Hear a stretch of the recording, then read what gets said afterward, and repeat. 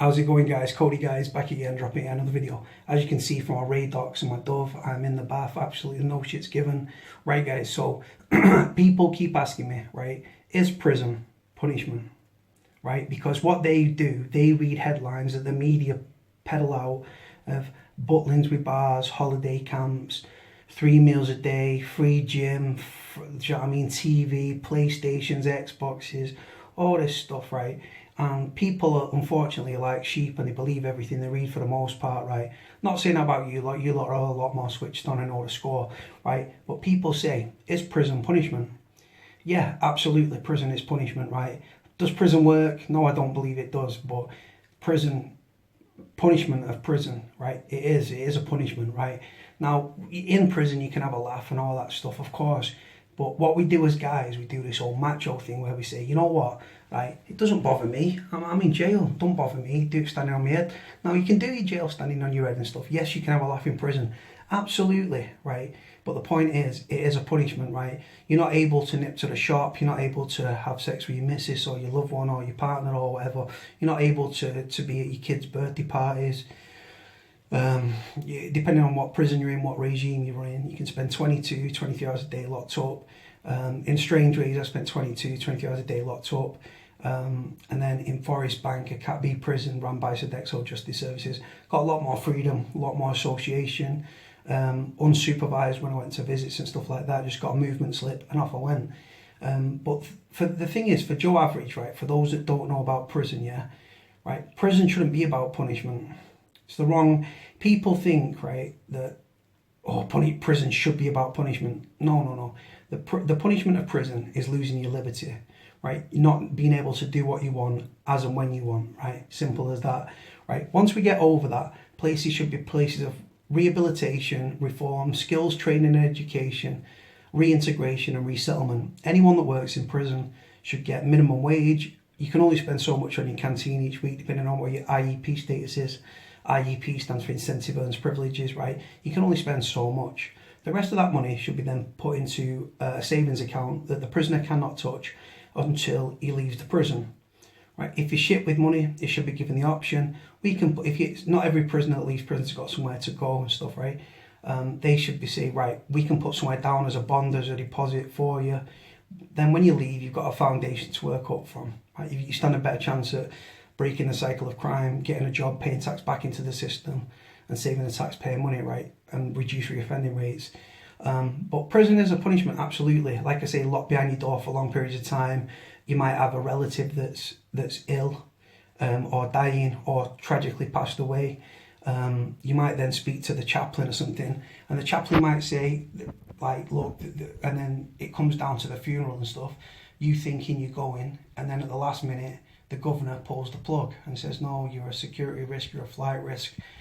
I've seen it done where prisoners have lost someone whilst they've been in prison, and then the governor at the last minute has pulled the plug on them and not allowed them to go to the funeral, which is shocking and ridiculous.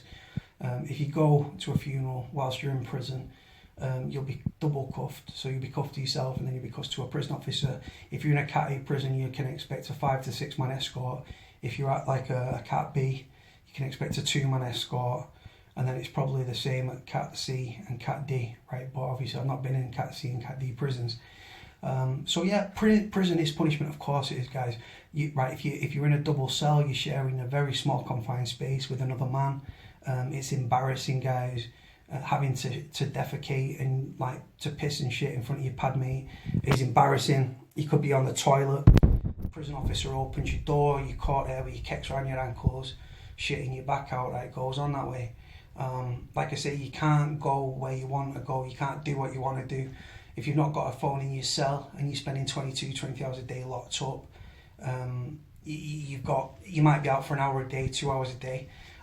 You jump on the phone, once in 24 hours you're able to use the phone if you haven't got a phone in your cell and you haven't got hours of association or exercise.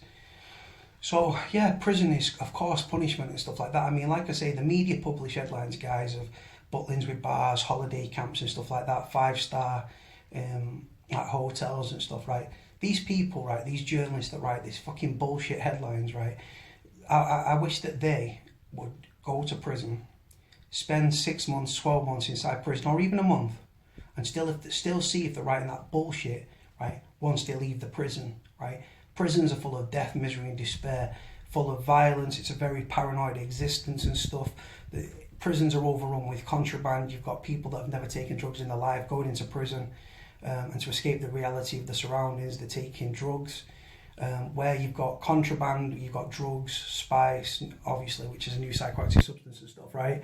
You've got debt. Where you've got debt, you've got fear, intimidation, bullying and violence and stuff. And like I say, if people start smoking spice, they become hooked on it. Next minute, they're ringing the family, the loved one, the missus, begging for money, because if they don't get it, they're going to get fucking filled in, because they're in the drug dealer's pocket in the prison. Or they go on OP, which stands for Own Protection, where they get out for half an hour in the morning and half an hour in the evening. OP is normally reserved for people that have racked up debts, and go on to the numbers, right? So because they're in fear of reprisals and stuff, I've got soap in my fucking eye. Sorry. Right. So yeah. So like I say, because prisons with contraband and stuff, you've got bullying, intimidation, fear and violence, right? Kick-ins are the norm. You've got double bubble. If you borrow something, you've got to pay double back. You've got to share your TV. You've got a shit little TV.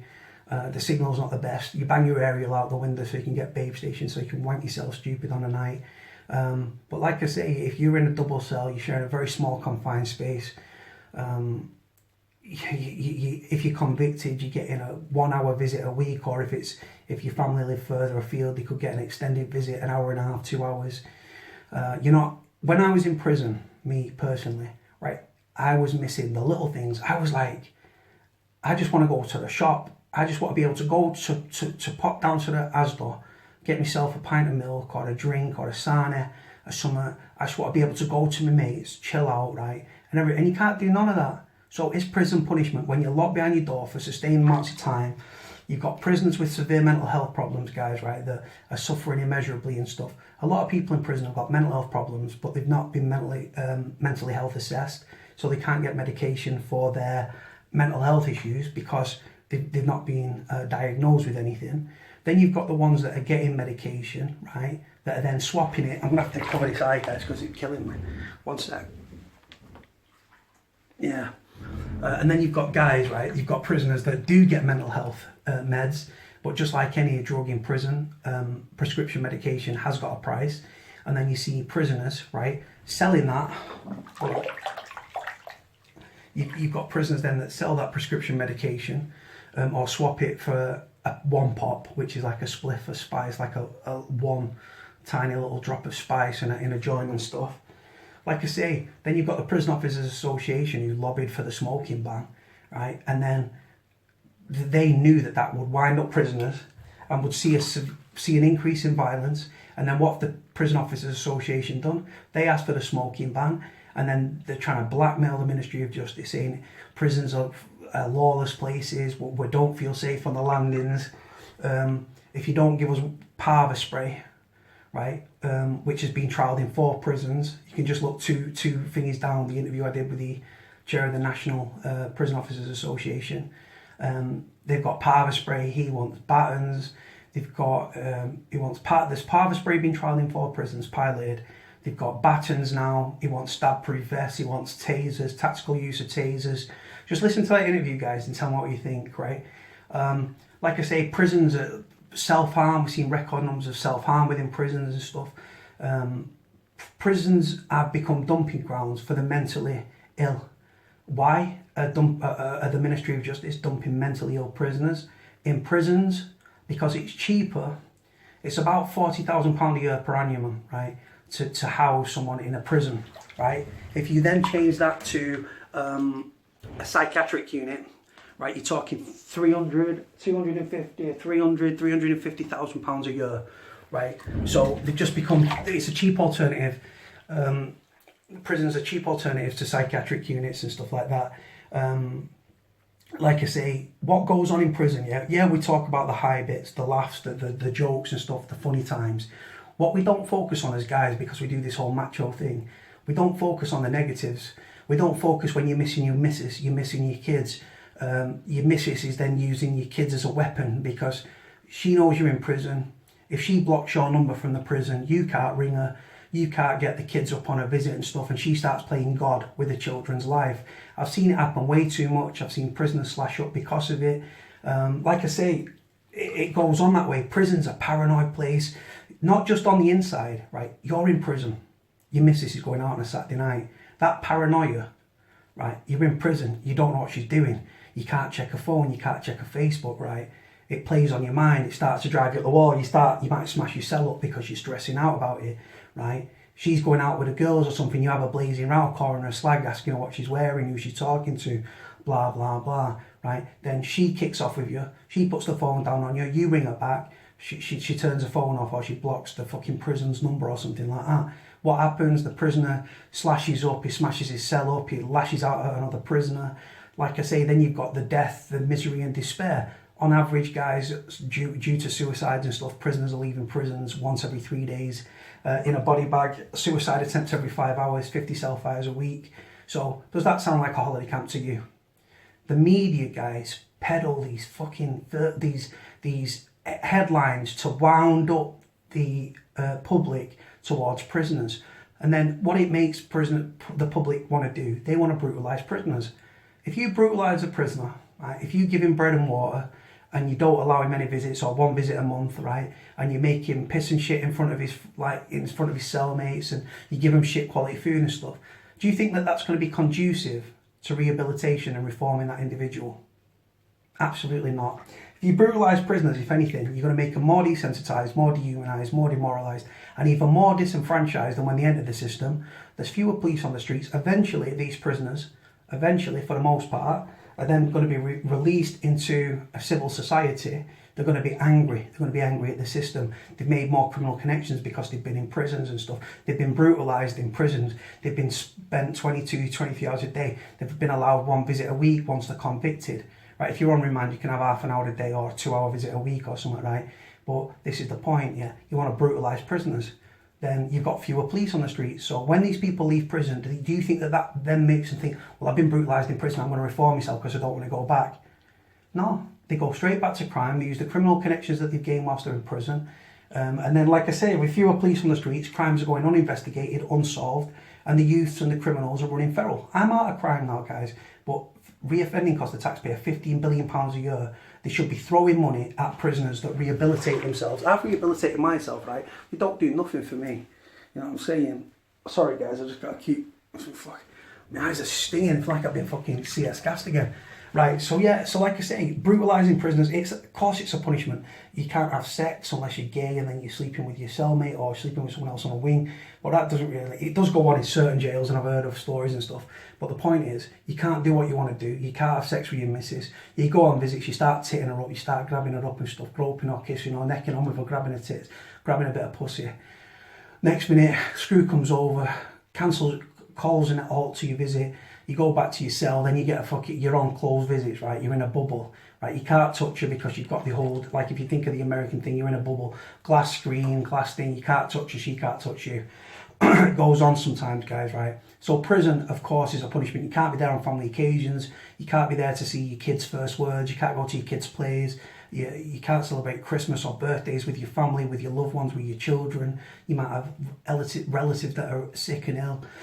So you're getting into trouble in prison, you're smoking spice, you're getting debt, you're fighting, you're wound up, your missus is playing God with your children, which is then fucking your head up, and your head's already fucked up because you've got mental health issues and stuff.